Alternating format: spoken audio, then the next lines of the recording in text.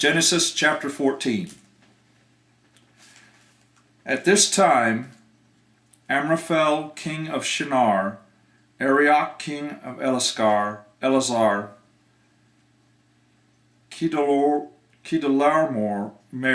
king of Elam, and Tidal, king of Goim, went to war against Bera, king of Sodom, Birsha, king of Gomorrah, Shinab, king of Admah, Shemeber, king of Zeboim, and the king of Bela, that is, Zoar.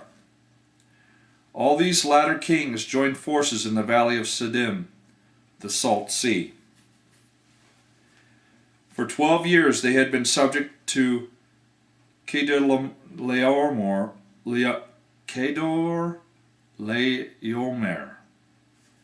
but in the 13th year they rebelled. In the 14th year, Kedorlaomer and the kings allied with him went out and defeated the Rephaites in Ashtaroth Karnaim, the Zuzites in Ham, and Emites in Shavah Kiriathim, and the Horites in the hill country of Seir, as far as El Paran near the desert. Then they turned back and went to En Mishpat, that is, Kadesh, and they conquered the whole territory of the Amalekites, as well as the Amorites who were living in Hazazon Tamar. Then the king of Sodom, the king of Gomorrah, the king of Admah, the king of Zeboim, and the king of Bela, that is, Zoar, marched out and drew up their battle lines in the valley of Siddim against Kedorlaomer, king of Elam, Tidal, king of Goim, Amraphel, king of Shinar, and Arioch, king of Elazar, 4 kings against 5. Now the valley of Siddim was full of tar pits. And when the kings of Sodom and Gomorrah fled, some of the men fell into them, and the rest fled into the hills. The 4 kings seized all the goods of Sodom and Gomorrah and all their food. Then they went away. They also carried off Abraham's nephew Lot and his possessions, since he was living in Sodom. One who had escaped came and reported this to Abraham the Hebrew. Now Abraham was living near the great trees of Mamre the Amorite, brother of Eshcol and Aner, all of whom were allied with Abraham.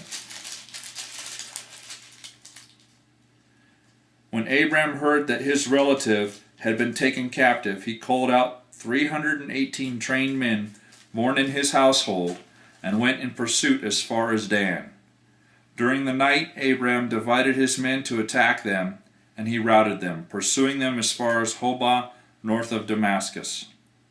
He recovered all the goods and brought back his relative Lot and his possessions, together with the women and the other people. After Abraham returned from defeating Kedorlaomer and the kings allied with him, the king of Sodom came out to meet him in the valley of Shaveh, that is, the king's valley. Then Melchizedek, king of Salem, brought out bread and wine.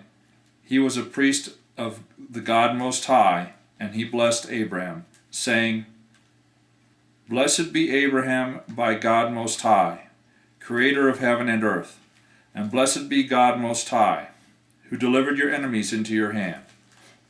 Then Abraham gave him a tenth of everything.